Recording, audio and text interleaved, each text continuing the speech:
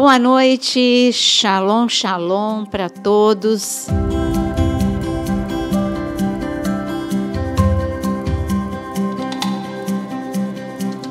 Mais um podcast, mais um bate-papo para a gente conhecer mais a palavra.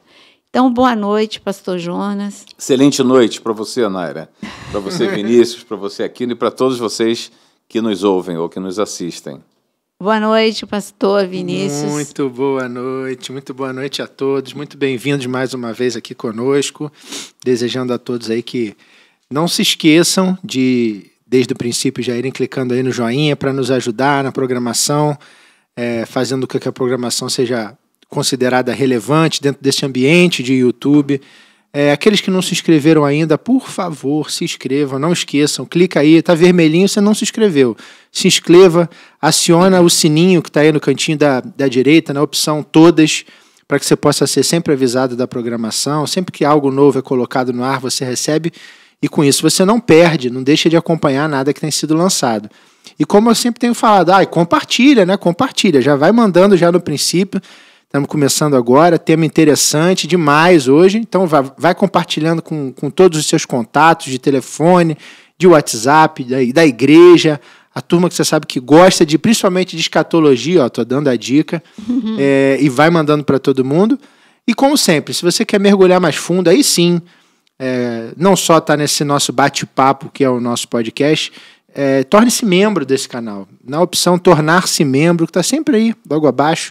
Você pode escolher dentro do cardápio de opções aquele que você se enquadra melhor e você vai ter acesso aí sim a um material mais robusto, né, em relação a livros da Bíblia, estudos bíblicos, a videoaulas, a materiais impressos, tem muita coisa legal. E sempre, todo mês tem alguma novidade, né, pastora? Sim, é verdade. E agora vou começar a gravar, já está na ponta da agulha, Israel, hein? Opa!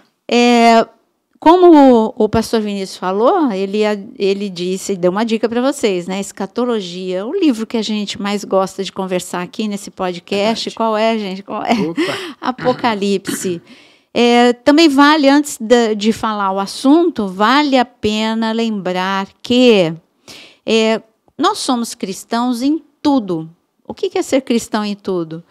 Nós somos cristãos na forma, nós somos imitadores de Cristo, na forma de nos comportarmos dentro e fora da igreja e também nos comentários. Então, vamos ser cristãos na forma de comentar. Será que Jesus faria isso no meu lugar? Será que Jesus falaria dessa forma no meu lugar? Acho que vale a pena pensar nisso, né? Cada dia mais praticando para estarmos um degrau a mais próximos a Jesus Cristo, ao comportamento de Jesus. Ele é o nosso espelho. Bom, o assunto é os 24 anciãos. E aí? Os 24 anciãos é um grande mistério, faz parte de um dos grandes mistérios. E quando a gente fala de mistério, a gente só vai entender completamente quando nós chegarmos a viver com Cristo na eternidade. Mas eu acho que os 24 anciãos, eles não aparecem em um versículo só. São muitos versículos em Apocalipse. E vamos conversar um pouquinho. Quem são eles? Só tem 2 linhas, né?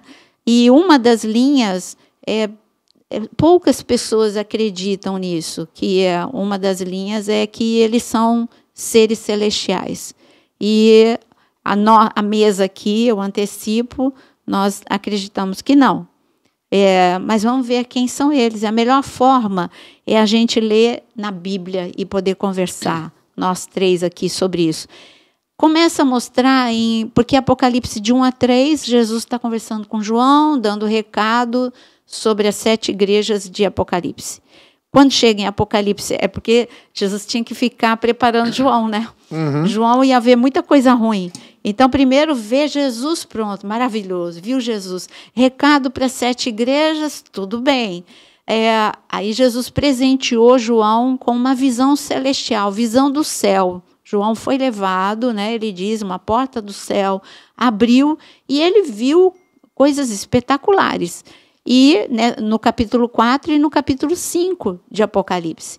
E é aí que a gente abre uma cortina para João abriu a porta, né? Ele entrou e ele viu, literalmente. Para a gente abre uma cortina e a gente enxerga junto com João, porque João, ele escreveu a mesma coisa que eu viajo para um lugar e começo a contar para eles dois como que é esse lugar, eles vão ver através dos meus olhos. Eles não foram, quando eles forem, talvez eles vejam detalhes que eu não vi.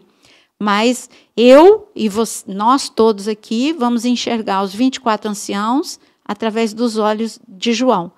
Então, até só para complementar o que a senhora colocou, além dessa possibilidade, né, que a senhora falou, há algumas visões. Eu encontrei mais duas aqui, além do que a senhora falou.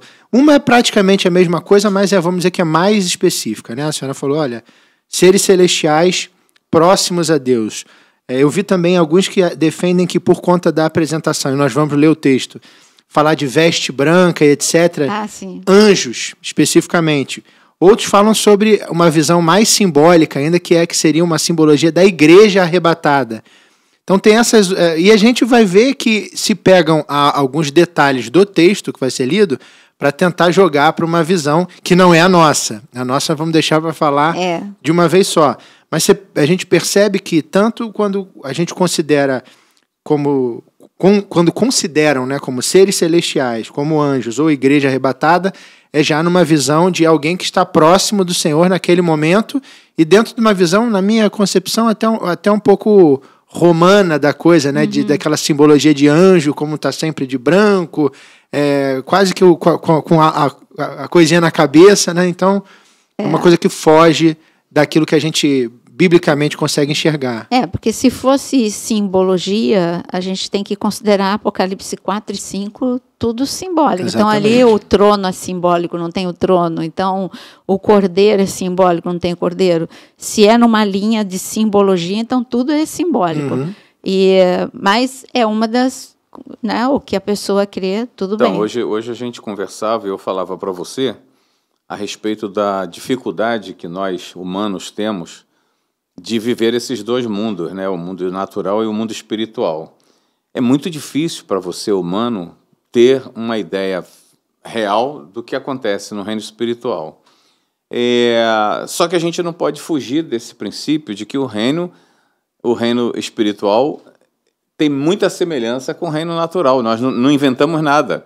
Eu acho que tudo que a gente faz aqui embaixo, de certa forma, a gente está tentando imitar o que Deus criou, o que Deus fez, né? Acontece que, depois de caídos, a gente perdeu completamente a sensibilidade para enxergar o mundo espiritual. Então, a gente vai ver muita coisa, Deus tentando passar para nós como é que funciona o governo dele lá em cima. Vamos falar um pouco hoje sobre esse governo. E vamos ler Apocalipse 4. A gente poderia começar no 4, né? Apocalipse 4, isso. Apocalipse 4, no versículo... eu falei do verso 4, porque começa com a história mais... Aqui, começando... porque está descrevendo o trono e, em seguida, aqui no versículo 4. Isso. Ao redor... Porque aqui já começa ao redor do quê? Do trono, tá, gente? Então, ao redor do trono, vou acrescentar a palavra trono para a frase fazer mais sentido para vocês. Ao redor do trono, onde estavam os 24 tronos, e assentado neles havia 24 anciãos. Eles estavam vestidos de branco e na cabeça tinham coroas de ouro, coisa que os anjos nunca foram descritos com coroa. Essa é uma observação que eu também anotei, que é a questão até da origem da palavra, eu coloquei aqui, coroa, na Bíblia, no grego, é sempre uma premiação que é dada ao vencedor de jogos públicos. Então, isso não pode ser dado jamais a anjos, tem que ser dado a homens. Alguém que venceu. Alguém que venceu alguma coisa. E ainda em Apocalipse 4, porque para a gente poder conversar sobre Apocalipse 4, entra numa adoração. Primeiro, João é mostrado para João o trono, o ambiente do trono, os detalhes do trono. Ele viu, é como que se uma lente, né? Ele viu com zoom, aí ele ficou fixado só no trono, aí o zoom foi diminuindo, ele foi afastando e ele foi vendo o que tem. Primeiro ele viu só o trono, depois ele viu o que tem ao redor do trono e depois João ficou atento a como funcionava ali ao redor e no trono de Deus. Ele viu relâmpagos saindo do trono e daqui a pouco ele começa a ver a adoração. E é nessa adoração que está escrito aqui, ele vê primeiro a adoração dos 4 seres viventes, no versículo 8. Cada um deles tinha 6 asas e era cheio de olhos, tanto ao redor como por baixo das asas.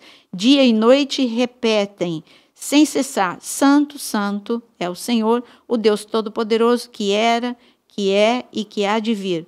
Agora, no versículo 9, nós vamos voltar para os 24 anciãos. E toda vez que os seres viventes dão glória, honra e graças àquele que está sentado no trono e que vive para todo sempre, os 24 anciãos se prostram, eles que primeiro foram vistos sentados, agora eles se prostram diante daquele que está sentado no trono, adoram aquele que vive para todo sempre, e eles lançam sua coroa diante do trono e dizem, agora é uma adoração dos 24 anciãos. Primeiro ele viu uma adoração angelical, agora é uma adoração dos 24 anciãos. Tu, Senhor, é Deus nosso, és digno de receber a glória, a honra, o poder, porque criaste todas as coisas e por tua vontade elas existem e foram criadas. Bom, então aqui a gente teve já uma visão do que Jesus ele sempre prometeu, né? Ele disse que aqueles que estivessem com ele iriam julgar, iriam ter trono, né? Sentariam com ele no trono. Aqui a gente está vendo um cumprimento de uma promessa. Os 24 anciãos, por que esse número, né? Sempre pergunto, por que 24? Por que não 30, 36 ou 10? Ou 12? Por que não só 12?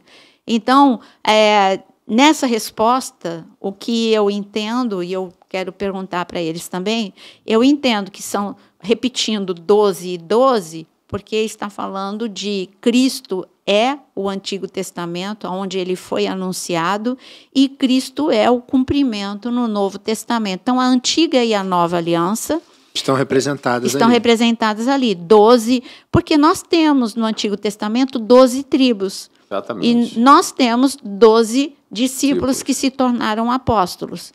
Tanto, a gente tem que pensar, 12 tribos, mas você acha que, na opinião de vocês, você acha que é exatamente os cabeças das tribos que estão sentados no trono? Essa é uma pergunta.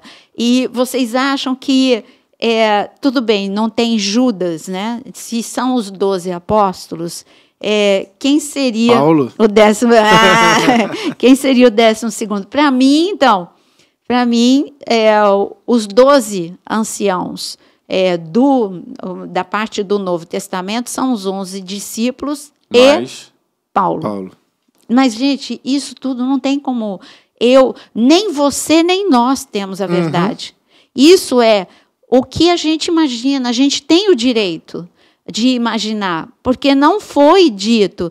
Lembra Paulo quando ele disse palavras inefáveis? Ele não tinha o que ele ouviu coisas e que são inefáveis, não tem como ele colocar em palavras. Mesmo tendo visto. Viu e ouviu e não conseguiu relatar tudo. Coisas que nem a palavra conhecida, a linguagem conhecida pelo homem é capaz de reproduzir, tamanha a glória que ele se deparou. Coisas que, ainda mais naquele tempo, né? Descrever determinadas coisas era muito difícil para uma pessoa comum. O próprio João quando fala, para relatar o Apocalipse, usa várias figuras, né? Figuras de linguagem. Mas a questão dos 12 também a gente tem essa sensação de completude, né? De totalidade. Agora, você está falando de que faltou palavras para Paulo, né? Por mais que eu conte para vocês aquela experiência que eu tive, que eu vi de um lado que eu achava espetacular, que era o Éden. Isso quando eu tinha 13 anos, e essa imagem é tão vívida quanto quando eu tive. E o outro lado que me foi mostrado, o máximo que eu posso dizer para vocês é que o verde era mais verde, o azul era mais...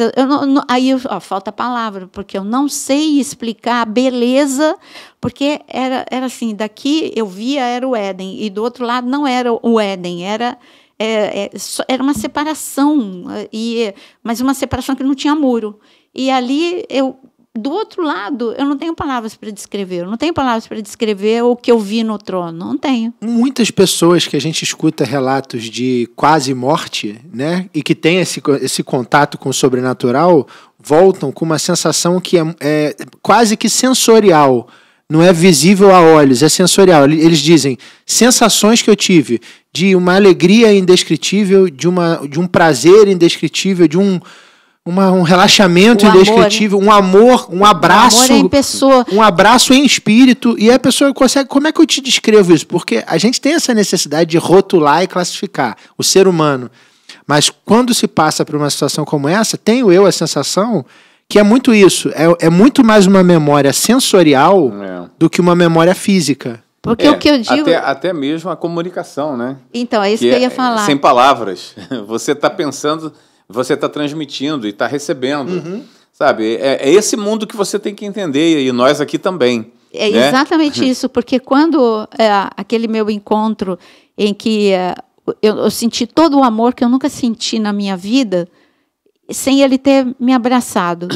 E tudo que ele falou, que foram só 2 frases, ele não abriu a boca, e eu ouvi tudo. Pois é. Então, como que eu ouvi se ele não abriu a boca? Então, quer dizer, é algo que não tem como descrever. Por isso que o que eu estou falando? Que João, ele tentou, viu, falar com a gente aqui. Ele tentou, mas tudo que João escreveu, tem muito mais coisa que João não conseguiu escrever. Então, vamos lá. Os discípulos andavam com Jesus. Os discípulos viam os milagres acontecerem, né? Via como o Senhor operava os milagres. A autoridade que estava sobre ele. E eles não entendiam. Eles não entendiam, eles só passaram a entender o que acontecia depois que o Espírito Santo desceu sobre eles. Aí eles puderam entender muito mais coisa do que eles haviam assistido durante os 3 anos. E isso os capacitou para que eles pudessem viver o reino daí por diante, sem a presença física de Jesus. A questão, na minha concepção, é essa, que hoje nós temos essa possibilidade de alcançar níveis bem mais superiores no nosso relacionamento com Deus através do Espírito Santo. E parece que a gente fala muito pouco dele, a gente esquece que você está sendo habitado pelo Espírito Santo, você esquece que o teu nível de posicionamento, de consagração, de santidade é fundamental para que você possa ter essa relação com os céus, com o reino espiritual, a partir de Deus, obviamente, e a gente fica engatinhando constantemente, talvez não conscientemente, você não está querendo um compromisso maior com Deus, né? Porque quando você entra num determinado nível de santidade e de relacionamento íntimo com Ele, sabe, você passa definitivamente a ser um mensageiro de Deus, você passa a ser um embaixador do reino na terra. E não é só, você não só vai dar, você vai receber muito mais. Porque na medida que você caminha nessa trajetória, você está recebendo mais revelações, né? E eu queria até aproveitar esse momento para dizer para você que está nos ouvindo, nós, como vocês podem ver, estamos aqui falando de algo que aguça a nossa curiosidade, que a gente pega a palavra e a gente tenta interpretar e pede o Espírito Santo de Deus que nos clareie aqui para poder enxergar o que tem de tão precioso aqui dentro, mas no fundo, nós estamos também engatinhando nesse conhecimento. E a gente está aqui prestando um trabalho para que todos vocês possam caminhar juntos conosco. Não é para julgar, citar. Se alguma coisa não bate com o que você pensa, problema zero, né? Problema zero. Tenta absorver o que for bom para você, o que for positivo, e o que não for, deixa passar. Amém. Né? Mas eu fico muito feliz porque o feedback que a gente recebe é muito grande. São muitas pessoas recebendo a palavra, adquirindo conhecimento, amando a palavra, voltando a amar a palavra, a estudar a palavra, a ter comunhão na sua igreja. Isso tudo nos deixa bastante felizes e assim, satisfeitos, né, com o trabalho que a gente está fazendo aqui. Mas voltando ao assunto, eu creio que sim, que são representantes das 12 tribos e dos 12 apóstolos. E assim, quando a gente fala essa é a nossa linha, né? Quando a gente fala do livro de Apocalipse, tudo aquilo que foge do alcance da nossa mente natural, é muito mais fácil você falar que é simbologia. Por exemplo, ou falar que é loucura. Não precisa ir muito longe. Depois de 3 anos andando com Jesus, os discípulos, quando a Maria Madalena chegou para falar que Jesus tinha ressuscitado, está escrito, de que eles acharam que ela estava delirando. A palavra é essa. Eles acharam que as mulheres... Há 3 dias atrás o senhor estava falando com eles. É o que eu disse, é muito mais fácil, tudo aquilo que foge da lógica nossa, é mais humana. Fácil falar que está delirando ou que é simbologia. Sim. Eu só estou mostrando que há 2000 anos atrás, os discípulos de Jesus tiveram dificuldade de entender a ressurreição. Por isso, não me espanta que hoje, no mundo moderno, pessoas insistam em dizer que o livro de Apocalipse é só simbologia. Porque como foge muito da nossa mente natural, é mais fácil isso. Mas se você tem fé, se você acredita que foi Jesus que escreveu, João escreveu o que Jesus falou para ele. O Apocalipse 1, versículo 1, fala, é Jesus falando. Apocalipse, o último versículo, é Jesus falando. Então, se é um livro que é Jesus falando, eu tenho que acreditar. Eu tenho que acreditar que ele está mostrando algo muito maior do que a minha mente pode compreender. Mas voltando... Uma coisa só para a gente, como a senhora falou de voltar, né? É algo que corrobora com... Porque a gente falou das teses e a gente está falando do que a gente acredita. Falamos da coroa, um elemento que indica que são pessoas. Demos a nossa indicação de quem seriam essas pessoas. Trono, né? Autoridade concedida a pessoas. O termo anciãos também, né? Esse próprio termo no grego, também estava verificando, que se refere sempre a pessoas experimentadas, de mais idade, que têm autoridade sobre. Então não pode também se referir a seres celestiais ou coisas etéreas ou esotéricas. Não pode. Necessariamente se refere a pessoas. Estou só construindo esse raciocínio porque é importante a gente mostrar que, como o pastor Jonas colocou, ainda que a gente não possa jamais cravar aqui o prego dizendo é isso, mas a gente pode mostrar que a nossa opinião está bem embasada na própria palavra, que tá os termos utilizados nos textos bíblicos e no contexto da palavra, quando fala de trono, quando fala de coroa, quando fala de ancião, tudo leva a crer que são pessoas. Aí vem 12 e 12. É um número sempre indicativo de completude, de inteireza, nessa relação. Aí a senhora faz esse paralelo, eu estou recapitulando, aí a senhora faz esse paralelo de antiga aliança e nova aliança. E aí a gente vai de novo para a obra de cruz, que aponta sempre para que o Senhor veio, eu vim para os meus, mas os meus não me aceitaram. Então eu abri uma porta e um caminho. E alguns... Os que não eram meus escolheram seguir esse caminho. Então eu abri essa porta para eles. Então daí vem esses outros 12 e os 12 que eu sempre permiti. Eu acho que a gente pode, sem devaneios, a gente pode imaginar, não houveram profetas, homens tremendamente de Deus no decorrer do Velho Testamento? Então é aí que eu ia entrar. Entendeu? No Velho Testamento. Eu só queria abrir outro parênteses para dizer, cuidado. Dentro dessas interpretações, nós temos uma linha teológica que a igreja substitui tudo. Então, tudo é igreja, tudo é substituído. Eu já disse que Deus não substitui, Deus acrescenta. Deus não substitui um filho por outro, Deus acrescenta. Então, Deus não eliminou Israel para que a igreja entrasse. Deus tem algo a mais. Deus tem os gentios, Deus tem a igreja, mas Deus tem também a nação de Israel. Jesus, ele mesmo disse, eu não vim para revogar nada, eu vim para cumprir. Então, nós temos o Antigo Testamento tão importante quanto o Novo Testamento. Deus não é um Deus de descartes, né? E o que eu queria também dizer, que dentro dessa visão, eu gosto muito de Lutero, mas uma das coisas que ele fez foi justamente a teologia da substituição. A igreja substituiu a nação de Israel. E não é assim. Tem ainda coisas a se cumprirem para a nação de Israel e para a igreja. São duas promessas diferentes. Mas indo agora para o Antigo Testamento, falando nisso que o Jonas acabou de dizer, Por isso que eu fiz a pergunta logo no início. Vocês acreditam que sejam os cabeças da tribo? O que eu chamo? Que foi um dos que está sentado é Judá? O outro é Efraim? Eu, particularmente, não acredito. Não, porque eles foram muito ruins.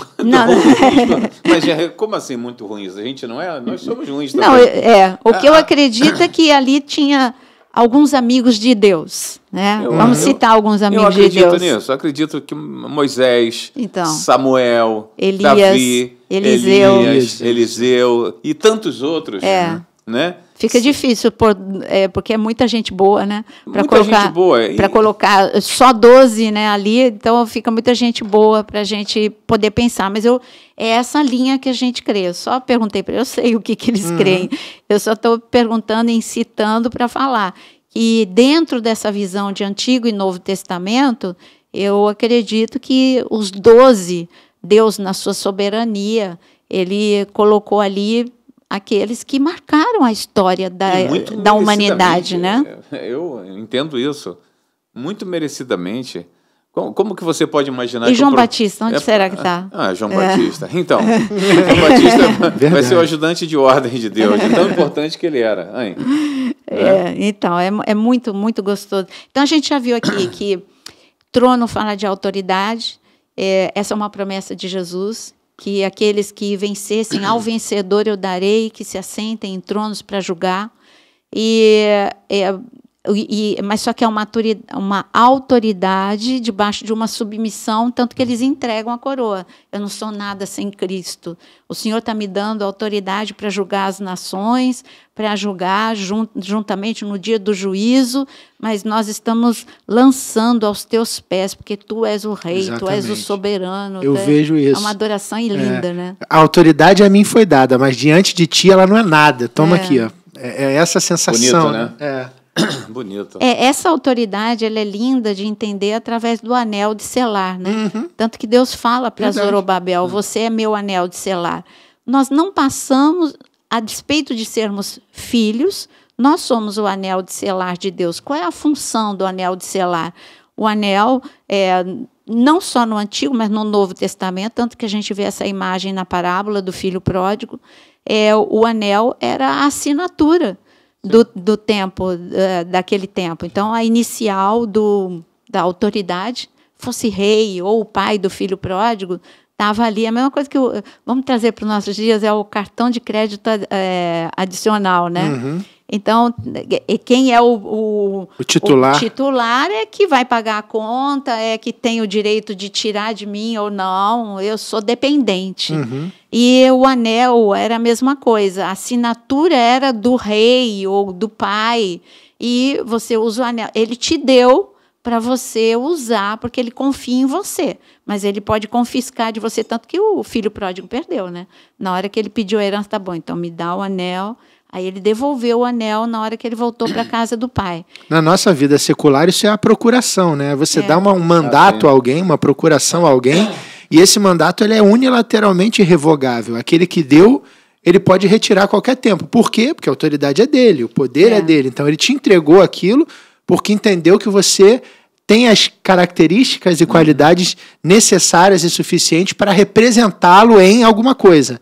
Mas a partir do momento em que você deixa de ter aquela característica, ele pode unilateralmente, sem te perguntar, sem te questionar, retirar isso de você. Então, é o anel de selar. E sabe mais o que eu penso e gosto muito de pensar? É que Jesus Cristo vem à Terra, né, como Filho de Deus, e ele volta, né, como Senhor dos céus e da terra. E Deus Pai o que faz? Entrega para ele toda a autoridade, todo o poder, né?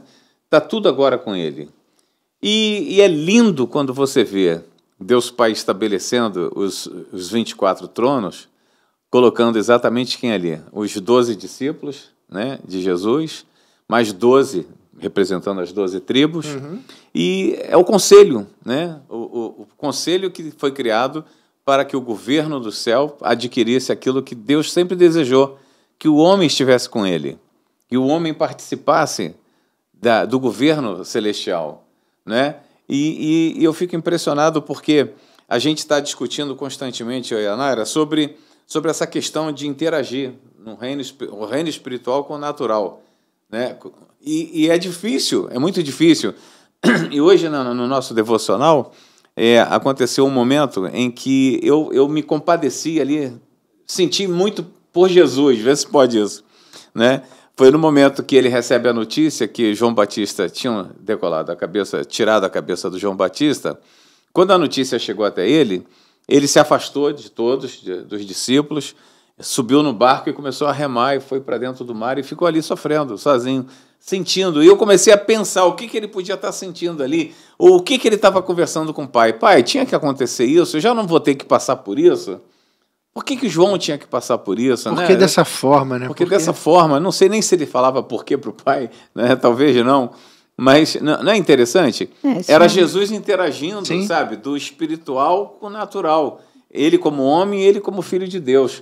O sentimento dele brotando. Exato. E quando a gente volta agora, né, para os 24 anciãos, eu vejo, trazendo para nós... eu vejo como esses 24 anciãos, eles deixam uma mensagem aqui, porque é Jesus que permitiu que João visse, e para que a igreja entendesse que chegaria um tempo em que homens e mulheres se sentiriam pequenos deuses. Hoje eu vejo que muitas pessoas, elas se sentem muito grandes. E enquanto que João Batista dizia que ele tinha que diminuir para que Jesus crescesse, os 24 anciãos lançam a coroa aos pés do Senhor e jogam diante do trono de Deus. E hoje as pessoas, o que elas mais querem é ficar com a sua coroa, brilhar para a honra e glória deles mesmo, o orgulho ministerial, o orgulho de... sobe no púlpito... Eu sempre disse assim, eu subo no púlpito com muito temor e tremor e insegurança. E eu peço para Deus que Ele nunca tire isso, porque o dia que eu subir achando que eu vou dominar ou que o espírito, eu posso usar a oratória, mas o espírito já foi embora. Então, isso a gente deixa aqui só esse lançar da coroa, o quanto nós diariamente, você precisa pensar o quanto você está se achando. Você precisa se amar, sim, mas você precisa saber quem é você. Sem Cristo, você não é nada. Os 24 anciãos mostram isso. Estamos aqui num local de conquista, fomos honrados por Deus, mas sem Ele nada somos, e jogam a coroa diante daquele que é Ele que... A Ele deve ser reservada toda a honra, toda a glória e todo o louvor. Mas a gente continua lendo. Uhum. Leia, por favor, em Apocalipse, capítulo 5. Ele está no versículo 8. Mas, para fazer sentido, vamos ler a partir do versículo 6. Eu olhei e vi ali um cordeiro em pé, diante dos 24 anciãos. Na frente do trono e dos seres viventes, parecia que o cordeiro tinha sido oferecido em sacrifício. Ele tinha 7 chifres e 7 olhos, que representam os 7 Espíritos de Deus enviados a todas as partes do mundo. Ele deu um passo à frente e recebeu o livro na mão direita, a daquele que estava assentado no trono. E quando ele recebeu o livro, os 24 anciãos caíram de joelhos diante do cordeiro, cada um com uma harpa e com taças de ouro, cheias de incenso, que são as orações do povo de Deus. Então, aqui, eu não sei qual é a sua versão. É a Viva. Então, eu vou ler aqui na NVI, do versículo 8 em diante, porque está faltando alguma coisa, tem bastante diferença. Versículo 8. Ao recebê-lo, os 24 seres viventes e os 24 anciãos, aqui a gente vê uma adoração tanto de anjos quanto dos 24 anciãos juntos. Então, os 24, ao receber os 4 seres viventes, os querubins, e os 24 anciãos prostraram-se diante do cordeiro, e cada um deles tinha uma harpa, taça de ouro. Você vê que cada vez ele mostra algo a mais nos 24 anciãos. Primeiro eles fizeram uma adoração separada dos anjos. Agora eles adoram junto com os anjos. Nós vimos trono, vimos a coroa, agora nós estamos vendo o que também as harpas e as taças. Cada um deles tinha uma harpa e taças de ouro cheias de incenso, que são as orações dos santos, e eles cantavam um cântico novo. Agora eles cantam junto. Você vê que Apocalipse 4 eles cantam separados, agora eles cantam juntos. Tu és digno de receber o livro, de abrir os seus selos, e foste morto. Mas ainda no capítulo 5, nós temos... deixa eu ver se tem mais uma vez os 24 anciãos. Não, é só aqui mesmo. Só aí. É em Apocalipse 11. Vamos a Apocalipse 11. Versículo 16. Quer que leia? Isso, 16. Você está com que versão? Eu estou com a RA. RA. E Aqui nós estamos com 3 versões diferentes. Né? A minha está bem diferente da de vocês dois. E os 24 anciãos que se encontram sentados nos seus tronos diante de Deus, prostraram-se sobre os seus rostos e adoraram a Deus, dizendo: graças te damos, Senhor Deus Todo-Poderoso, que és e que eras, porque assumiste o teu grande poder e passaste a reinar. Exato. Então, agora, só para a gente... Aí a gente acaba os textos, tá? Para a gente poder conversar. Apocalipse, deixa eu ver aqui, Apocalipse 19, versículo 4. Pode ler? 19:4. Os 24 anciãos e os 4 seres viventes prostraram-se e adoraram a Deus, que se acha sentado no trono, dizendo: Amém e Aleluia. Porque aqui o Apocalipse 19 é um capítulo e tanto, então... e ainda tem... Deixa eu ver aqui. Não, é Apocalipse 20, para falar de trono, tá? Apocalipse 20, versículo 4. Vi tronos, aí ele continua olhando. A gente está vendo uma adoração intensa dos 24 anciãos, e aqui no versículo 4 está escrito: vi tronos em que se assentaram aqueles a quem havia sido dada autoridade para julgar. Aí você vê que ele está vendo mais detalhes. Olha só como confirma aquilo que a gente está falando. Anjos não têm autoridade, anjos têm força. Anjos, eles executam a vontade de Deus, a ordem de Deus. Agora, quem Deus deu foi para filho. Os anjos não são co-herdeiros. Os anjos, eles são co-servos. Eles falam, sempre que alguém quer adorar, não, eu sou servo, não me adore, levanta. E então os anjos não recebem adoração, os anjos não têm autoridade, tanto que a gente vê Miguel dizendo que o Senhor te repreenda na luta pelo corpo, na disputa pelo corpo de Moisés.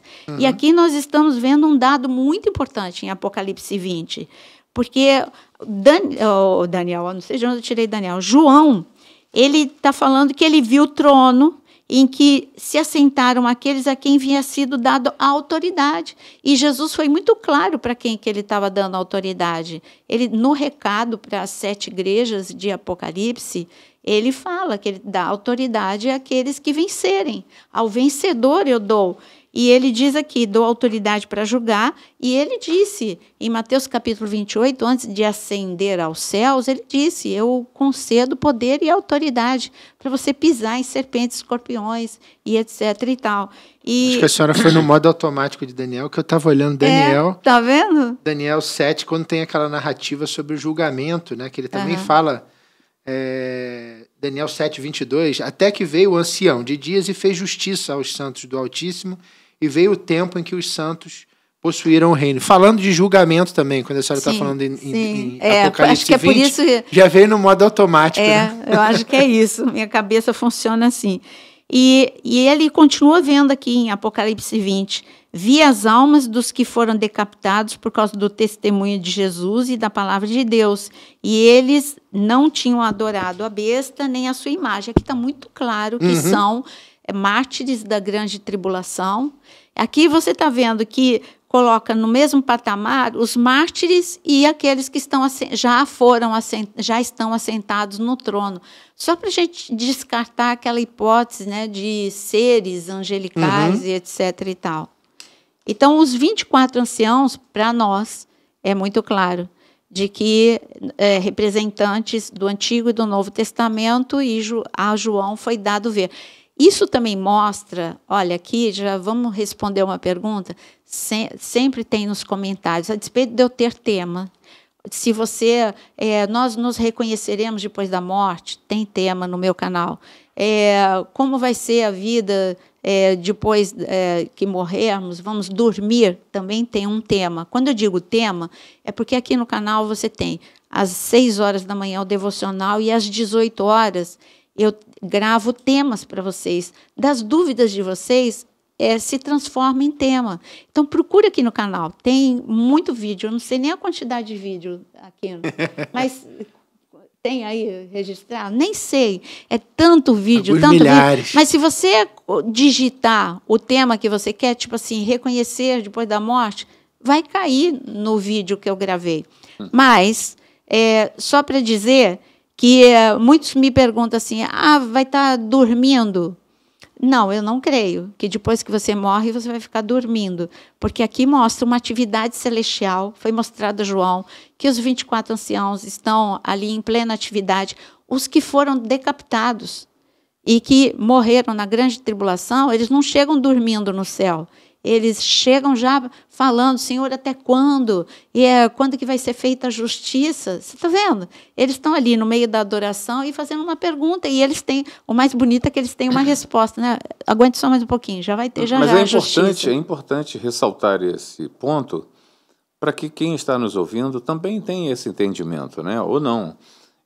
Até Jesus Cristo... eles dormiam, de certa forma, no seio de Abraão. Eu me lembrei disso. Né? Agora, depois que Jesus Cristo rasgou o véu, abriu o portal dos céus, para que ele abriu a porta do céu, se não fosse para entrar? Eu, né? prefiro, eu prefiro a expressão aguardando do que dormindo, porque eu não consigo ver dormindo nem antes da morte de Cristo, nem depois, porque... pela parábola que a gente tem, que Jesus conta do rico e do pobre, de Lázaro e do rico, nós vemos que nem o... e aí ele está contando algo que é antes dele ter entregado a sua vida na cruz do Calvário. E ele mostra que o rico já chega sofrendo e que o pobre já chega no descanso que eu digo assim, no refrigério, mas ele está lá acordado. Então, mas está escrito, Paulo. Para mim é uma expressão. Dormir não é o sentido, eu vou dormir, não sei. Eu sei que ao morto é dado morrer uma só vez e que eles, por proteção, eles não sabem o que está acontecendo aqui, porque tem tanta coisa lá para saber, né, lá no céu. Mas dormir, para mim, fica bem difícil entender dormir. Mas essa é a minha posição, tá? Pode ser diferente deles, pode ser diferente da sua. Eu acredito, pelo que eu leio da Bíblia, porque é um assunto que faz parte dos mistérios. Pelo que eu estou vendo aqui, quem morre na grande tribulação já chega em atividade no céu. E pelo que Jesus me contou, ali de Lázaro e do rico, eles também já chegaram, um sofrendo e o outro no refrigério. Então, é assim que eu creio, né? Não, está ótimo. Não, mas eu não sou dona da verdade. Agora, então. Só uma questão que é interessante, né? Tanto em Apocalipse 4 como em 5, a gente vê, já que estamos falando desse movimento no céu, movimento no trono, os 24 anciãos e os 4 seres viventes. A gente vê essa descrição... nos dois capítulos. Que a senhora falasse um pouquinho sobre isso, essa interação entre os 24 anciãos e os 4 seres viventes diante do trono, ali, e tem essa descrição, principalmente em Apocalipse 4, falando sobre os 4 seres viventes. Não é o nosso foco aqui, mas só para falar sobre esse movimento, o que é essa interação entre esses dois tipos de criaturas, vamos dizer assim, diante do trono? Para mim, né, o que eu entendo é o seguinte: a João foi dado uma visão do trono e o que tem ao redor do trono. O céu tem milhares de anjos, pelo que a palavra nos diz. Nós sabemos também que tem várias, e tem vídeo aqui no canal falando da hierarquia dos anjos, tem podcast e tem vídeo. Então, nós entendemos também que tem várias hierarquias de anjos. Que tem os serafins, os querubins, arcanjos, anjos. e eles têm as suas atividades bem separadas, tudo em ordem. A gente sabe que os serafins, eles estão, a atividade deles é eles com Deus, praticamente. Só em Isaías capítulo 6 que a gente vê uma interação deles pegarem brasa viva e colocar na boca, nos lábios de Isaías. Agora, os querubins, a gente vê como eles interagem muito com o reino natural também. Até mesmo o rosto deles reflete isso, porque eles refletem Cristo, né? Quando tanto Ezequiel quanto João, quando vê os querubins, ele vê no rosto deles refletindo a águia, o boi, o homem e a águia, boi e leão. Uhum. Então, Cristo é o leão da tribo de Judá. Cristo é que nos levou às alturas, ele é como a águia que nos coloca nas suas asas, é toda uma simbologia em relação a isso. Ele é o Deus que se fez carne, que é o homem, né? E ele é o boi, o servo, aquele que é o Senhor se fez servo. Então, para mim, é isso. Os querubins, como eles têm toda uma... eles interagem, eles mostram quem é Cristo, e eles estão ali, homens, e eles estão ao redor do trono, e eles têm contato com o reino natural, enquanto que Serafim está muito só ligado ao céu. Os arcanjos, os arcanjos e querubins interagem mais com o reino espiritual e o reino natural. Eu não tenho uma resposta fechada, é o que eu creio. Eu acredito que homens e querubins adorando junto, porque eles interagem mais. Isso, para mim, faz todo sentido. E é bom que a senhora, a pastora, ela destrincha, né? Mas a gente vê essas 4 personalidades de Cristo, na minha visão, já que a gente está diante da completude daquele que é o seu povo, Israel e gentios unidos ali, diante do trono adorando, a gente tem também a completude da personalidade de Cristo diante do trono, representado por esses anjos, fazendo com que, nesse momento, haja o poder completo, total, explosivo ali, diante do trono do Senhor, daquilo que Cristo espera que nós sejamos, a personalidade completa dele, e o seu povo completo formado ali, diante do trono, adorando a ele. Então, assim, eu diria para você que é o ápice, né? É o ápice diante do trono. Diante do trono. Então, diante do trono. Eu pensei, por isso que eu parei aqui. Mas é o ápice, né, da representação. E são os 4 evangelhos, né, que é aquela história que a gente fala, de Mateus, Marcos, Lucas e João. Cada um aponta para uma personalidade, uma revelação da figura de Cristo. E para mim também os 24 anciãos, eles mostram essa unificação entre Israel e a igreja, porque através dos apóstolos, os gentios se converteram, através de Paulo, através de Pedro, porque Pedro pregou para centurião, ele ficou em Roma, todos eles foram para os gentios. E é um momento, é exatamente isso, é o auge do reconhecimento, porque Israel esperava determinada personalidade de Cristo, e ali ele está vendo. E os gentios esperavam determinada personalidade de Cristo, e ali eles estão vendo. Então é realmente o povo, aí não mais dividido por Israel e gentios, mas o povo do Senhor, o povo, aqueles que creram, aqueles que receberam, aí sim, a coroa, que aguentaram, correram a maratona, completaram a carreira, né, como diz Paulo, completaram a sua carreira, chegaram até esse ápice e estão ali sim completando. Quem é o Cristo? E vendo as suas 4 personalidades, suas 4 facetas diante do trono do Senhor. Tem esse detalhe importante que a gente deve imaginar somente, né? Que é o seguinte, quando você sai desse estado aqui, você é humano, e você vai para o céu, você vai para o reino da glória, você não tem mais nada de homem.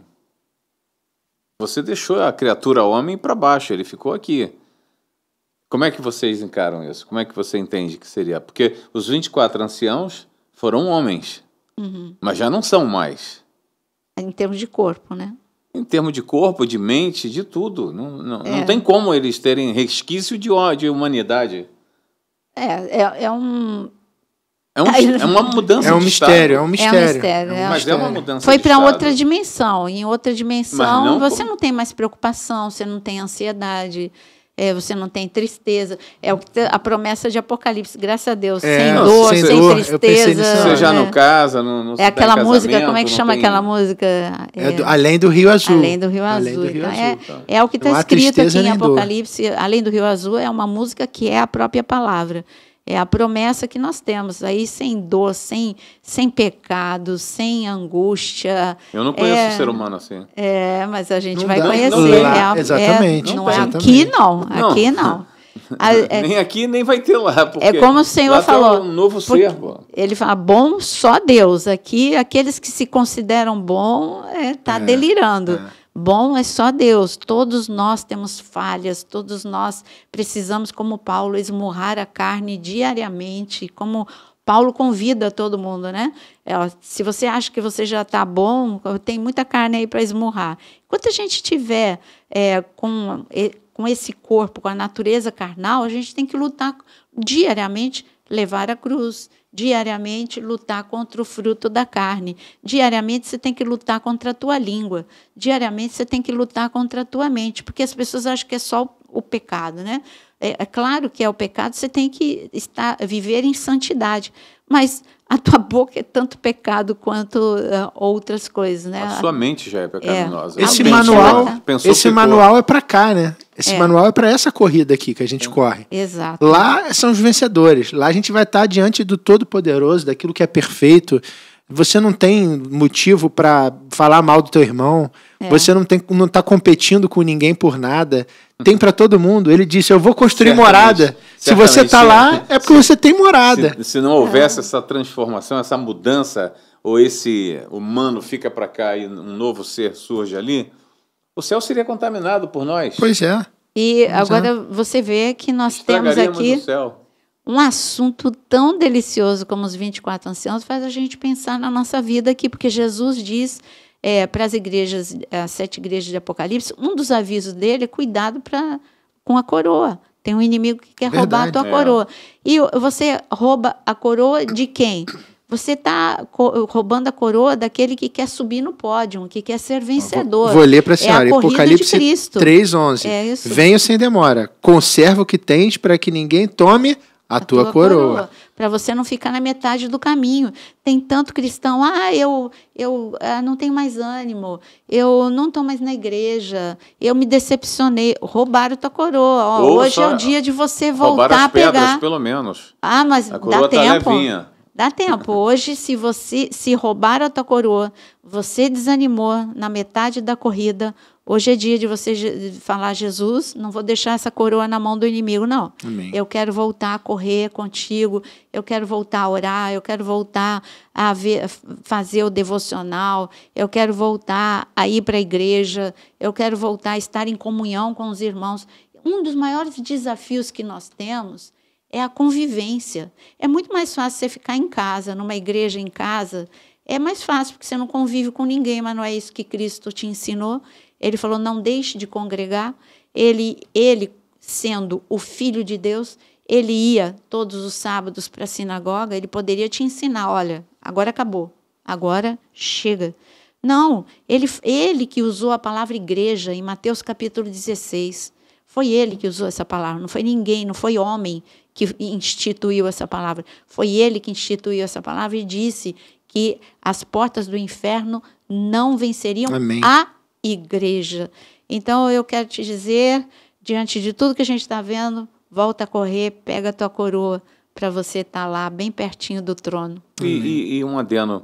O grande desafio, como a Naira acabou de falar, é exatamente esse, é o relacionamento, é se relacionar entre nós seres humanos.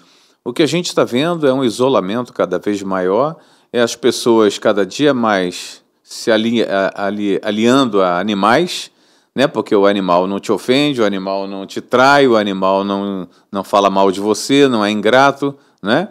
E o amor das pessoas está mudou de lado. Antes nós amávamos o próximo, a humanidade.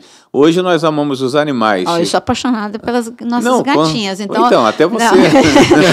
Não, mas eu amo pessoas, eu amo as gatinhas. Mas eu quero te dizer que o desafio é amar, tolerar e andar com pessoas tão complicadas quanto você. Se você partir do princípio Todos que nós você é somos complicado, complicados. que você é complicado, que nós Todos somos nós, complicados, todos a nós. gente vai tolerar melhor. É. Agora, infelizmente, o ser humano tem esse hábito de se achar melhor que o outro. Alguns só deixam o problema dele mais visível do que uns escondem, outros deixam evidente, mas todos nós temos problemas, por isso que ferro com ferro se afia. Se você ficar em casa, você não vai ser afiado.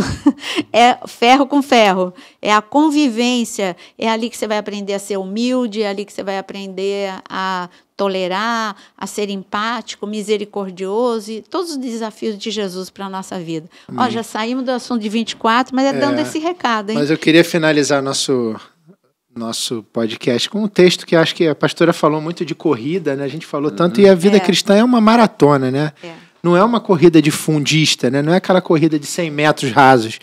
Às vezes a gente começa a nossa corrida, a nossa trajetória com muita disposição, com muita paixão, com muita vontade, mas cansa. Exato. E a corrida é longa, é uma maratona. Não acabou. Não acabou. Então você tem que estar com a sua musculatura espiritual sendo fortalecida a cada dia para poder, no final, falar o que esse texto aqui fala, que é um texto que todo mundo conhece, mas que tem tudo a ver com o que a gente falou, que é 2 Timóteo 4, 7 e 8, que fala: combati o bom combate, completei a carreira e guardei a fé. Já agora, o quê? A coroa da justiça me está guardada, a qual o Senhor, reto juiz, me dará naquele dia, e não somente a mim, mas também a todos quantos amam a sua vinda. E a gente falando de Apocalipse, nada mais do que a vinda do Senhor.